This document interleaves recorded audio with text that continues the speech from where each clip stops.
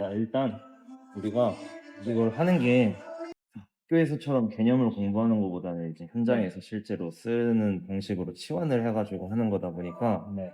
좀 그런 쪽으로 포커스를 많이 맞출 거고, 네. 요즘 따라도 많이 느끼고 있는데 그런 개론이나 어떠한 개념들에 대한 정리만 끝내놓으면은 그 이상은 깊게 할 필요가 없어요. 왜냐면은 AI한테 다 물어보면 돼. 실제로 제가 이렇게 그 포인트만 드리는 것도 AI 찾아보면서 저절로 공부가 되는 거거든요. 네.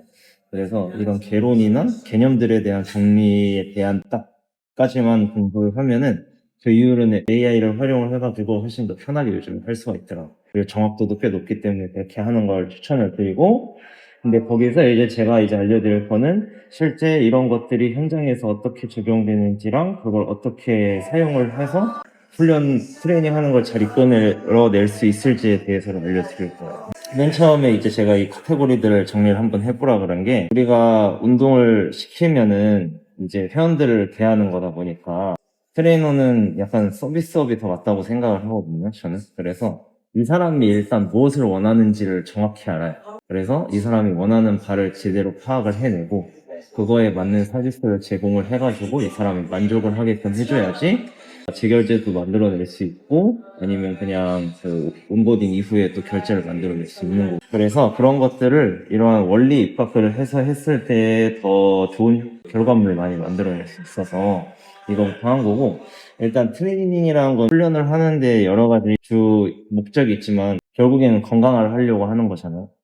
그리고 신체가 조금 단련되려고 하는 거고, 그래서 그 트레이닝에 대한 원리, 그리고 우리가 신체를 건강하게 만들려고 하면 요소가 여러 가지가 있는데 그 체력의 요소들은 어떤 게 있고, 그리고 이 사람이 원하는 변화가 어떤 체력의 요소의 변화인지를 정확하게 파악을 할 수가 있어요. 그 트레이닝의 원리를 6가지로 크게 나눌 수 있는데, 네. 개별성의 원리라는 게 있어요.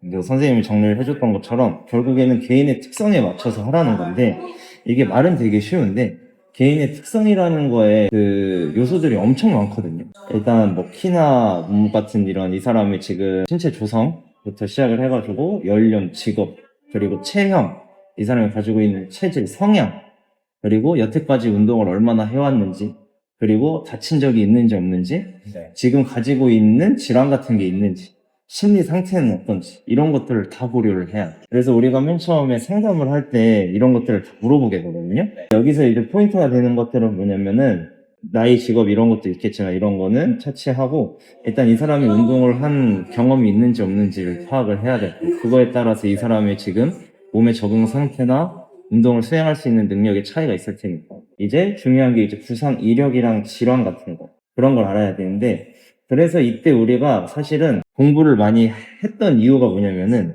어떠한 이 사람이 질환이 있으면은 그거에 맞는 운동 프로그램을 구성하는 방법을 다 알고 있어야 돼가지고 공부를 해야 됐던 거거든. 근데 요즘에는 그냥 AI한테 치면은 뚝딱 나와. 그래서 이 사람이랑 상담을 할 때, 아니면은 상담을 하기 이전에 정보를 이 사람한테 받을 때 네. 그런 걸 미리 물어봐 놓고 처음 면담을 할 때 상담을 하는 자리에서 이 사람이 어떠한 자기가 이러한 질환이 있다고 이야기를 했을 때, 아 그럼 이러한 질환이 있으면 이러한 특성이 있으시겠네, 이러한 문제가 있으시겠네, 뭐 예를 들어서 고혈압이 있으셔, 중간중간 뭐 앉았다 일어났을 때 약간 어지럼증이나 그런 게 발생하는 경우가 있을 수 있겠네요. 뭐 그렇다고 하면은 운동을 할 때 이런 고혈압이 있는 경우에는 너무 고중량을 했을 때 저희가 복압을 과하게 잡는 발살보 호흡을 하게 될 경우 오히려 쓰러지거나 하는 위험이 발생을 할 수 있어서 중량 운동을 하더라도 저중량 부분을 하시는 게 좋다, 이런 식으로 딱 이야기만 해줘도 신뢰도가 굉장히 올라가겠지. 그래서 그런 거에 대한 특성들, 질환들에 대한 특성을 잘 알고 있어야 되는데, 그거는 그냥 AI한테 대부분 다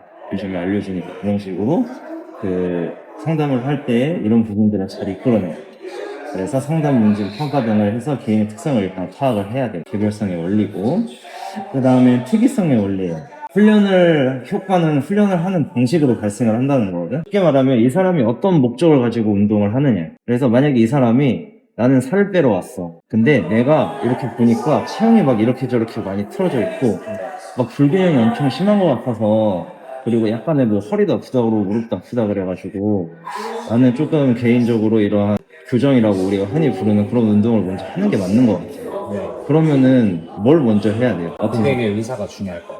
그쵸? 네. 근데 고객의 의사를 하더라도 일단 이 사람이 원하는 바를 우선적으로 무조건 얘기를 해주는 게 좋아. 그러니까 우리가 말로 설득을 할 수 있긴 하거든. 근데 사실 처음 만나는 사람이야. 고객은 날 처음 보잖아. 그리고 뭐 어떤 이력이 있건 뭐건 이 사람은 날 처음 겪어보는 거기 때문에 아직 나에 대한 신뢰도가 바탕이 안 돼 있단 말이죠. 그래서 뭔가 설득을 하기보다는 오히려 이 사람이 원하는 바를 먼저 충족시켜주면서 이 사람을 만족시킨 다음에 그 이후에 해도 늦지 않아. 그게 순서가 바뀌었을 때는 오히려 이 사람으로 하여금 반감을 좀 만들어낼 수 있겠죠. 그래가지고 그거는 뭐 어디 아픈데 사실 어떤 식으로든 단계를 낮추면 그 사람이 원하는 바를 비슷하게 들어줄 수가 있거든. 이따가 점진성에서도 얘기하겠지만. 그래서 일단 무조건 이 사람이 원하는 운동 목적에 부합하는 걸 먼저 줘야 돼. 그게 이제 특이성의 원리고, 이거에 또 따르면 이제 보통은 뭐 일반 회원들 같은 경우에는 다이어트를 원하는 사람이 있을 거고, 몸을 이쁘게 만드는 걸 원하는 사람이 있을 거고, 다양한 목적이 있겠죠? 이 사람이 원하는 바를 들어주려면 어떠한 종류의 운동을 해야 되는데, 그러한 종류의 운동이 움직임 패턴이 중요한지 아니면 에너지 대사 시스템을 고려해주는 게 중요한지를 또 알아야겠지. 그래가지고 그러한 요소들을 밑에 써놓은 거예요. 그리고 만약에 뭐 더 나아가서 선생님 또 재활에 관심이 있다고 하니까 그러면 운동선수들 관련해서 만약에 만나는 기회가 생긴다고 하면은 그 종목의 특이성에 대해서도 알아야 되고 그런 것들이 이제 고려해야 되는 게 특이성의 원리고 그 다음에 이제 점진성의 원리인데 이 사람이 아까 말했듯이 어느 정도의 수준의 적응 상태인지 운동 수행 능력을 가지고 있는 상태인지 모르잖아요. 그럼 일단 지금 이 사람이 1에서부터 10단계가 있다고 하면 몇 단계에 있는지를 먼저 파악을 해야 그 다음에 이제 점진적으로 이걸 단계를 올려주든 낮춰가든 할 거 아니에요. 그래서 그렇게 점진적으로 해야 된다는 게 중요하다는 그 원리인데 이게 재활을 할 때 매우 중요한 요소입니다. 이 사람이 지금 어디 있는지를 일단 알아야 되기 때문에 평가나 측정 같은 것처럼 그런 걸 통해서 개인의 수준을 먼저 파악을 해야 될 거죠. 그럼 그렇게 딱 파악이 됐어. 이 사람을 점차적으로 좋게 하려면은 그 단계를 어떤 사람은 1에서 10으로 나눌 수 있고 어떤 사람은 1에서 100으로 나눌 수 있을 거고 그러면 1에서 100으로 나누는 사람이 훨씬 더 유리하겠죠. 이 사람한테 이해를 하기도 쉽게 할 거고 좀 더 체계적일 것이고 그래서 그런 식으로 선생님만의 단계를 만들어 놓는 게 되게 중요해요. 그래서 그것들이 어떤 걸 기준으로 나누느냐가 이제 과부하의 원리예요. 과부하 같은 경우에는 견인이 이제 여러 가지가 있어요. 점진성 과부하의 원리가 사실 거의 붙어 있는 거잖아요. 점진성은 이게 단계를 잘 나눠서 점차적으로 하라는 거고, 과부하는 조금 더 강한 부하를 줘야지 이전과 다르게 성장을 한다는 건데, 우리는 항상성이라는 게 몸에 작용을 하기 때문에 일정한 상태를 계속 유지하려고 하는 걸 깨줘야지 초과 회복이 나타나니까, 그러한 것들을 유도를 해내야 되는데, 그러면 우리가 일반적으로 줄 수 있는 과부하 견인이 되게 많은데 바디빌딩으로 시작한 사람들은 과부하의 요소들을 엄청 편협하게 보고 트레이닝을 하는 경우가 대부분. 보통 무게, 횟수, 세트, 그 휴식 시간 정도? 그거 외에는 생각을 잘 안 하거든. 네. 몸을 만들어 오는 사람도 있긴 한데 몸을 만든다는 게 무슨 대회 나가는 그런 몸이 아니라 건강한 몸인 경우가 보통 많잖아. 그리고 좀 더 보기 좋은 정도의 수준이라서 보이는 몸뿐만 아니라 이제 이런 움직임적인 요소도 바로 줘야 되는데 그러려면은 변인들을 굉장히 많이 가져갈 수가 있어. 그래서 여기 나와 있는 것처럼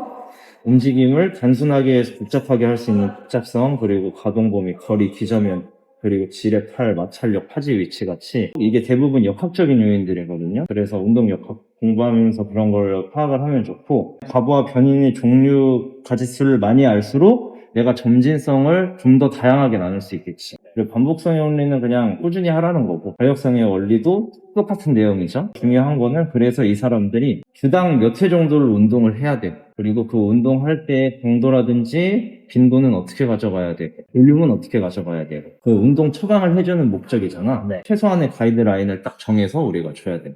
이왕이면은 나중에 선생님이 PT를 끊었을 때 이 사람이 나랑 주당 횟수를 많이 하는 게 좋잖아. 몇 회를 해야 돼요? 라고 물어보면은 일단 목적이 뭐냐 그리고 원하는 정도가 어떤 거냐. 그럼 만약에 회원님이 저한테 그냥 단지 운동하는 법만 익혀가고 싶다 고 하면은 한 4주 정도만 해도 됩니다. 이론적으로는 여기 써있거든. 그래서 운동 기술이나 합승을 습득을 하려면은 신경계적으로 적응하는 기간이 보통 사람에 따라 다르지만 1에서 4주 정도 걸려요. 그리고 이 반복성의 원리, 가역성의 원리 입각해서 하려면은 주 3회는 운동을 해야 된단 말이지. 한 달 하면 12회 정도 나오잖아. 그러니까 보통 우리가 좀 러프하게 잡아서 10회 정도 하면은 이 정도는 할 수 있긴 하다. 근데 실질적으로 나랑 뭔가 살을 뺀다거나 몸을 만들다거나 조금 어렵게 얘기하면은 이제 생리학적인 변화를 실제로 이끌어내고 본인이 경험을 하고 싶으면은 임상학적으로 최소 8주에서 12주 이상이 걸린다. 보통 12주 이상, 그러니까 3달은 해야 되는 거야. 그래서 우리가 초반에는 이러한 적응 기간, 아까 말했던 운동 기술을 익히는 적응 기간은 주 3회 정도 하는 게 좋지만, 그 이후에는 그 기술들이 이제 어느 정도 내가 파제가 돼서 몸에 익으면은 우선 주 2회나 1회 정도만 수준을 해도 되는데, 그러면 보통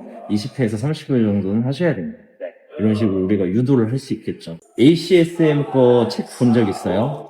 운동 가이드라인이라고 있거든? CPT가 ACSM 게 있고, 낮은 게 있고, NSCA 게 있잖아. 얘네 세 개가 컨셉이 조금 달라. 그래서 ACSM이라고 하는 데 거가 네. 아까 말한 이 운동 처방을 해주는 거거든? 네. 특성에 맞춰가지고. 그래서 종합적으로 이 트레이닝의 원리들만 잘 알아도 어쨌든 이것들이 이제 회원들 운동을 가르칠 때 프로그래밍을 할 때 핵심적으로 적용되는 요소들이고, 네. 되게 이렇게 그냥 그 맨 위에 있는 문장들만 보면 되게 간단해 보이는데, 밑에 내가 세분화 시켜놓은 거 보면은 그 안에 공부해야 될 내용들이 되게 많아요. 그 좀 흥미가 가거나 좀 궁금한 내용들이 있으면은 네. 좀 더 공부를 해보고 저한테 뭐 궁금한 게 있으면은 얘기를 해주고 네. 해가지고 하면 좋을 것 같아요. 그래서 이게 트레이닝의 원리, 이걸 관련해서 이야기를 했습니다.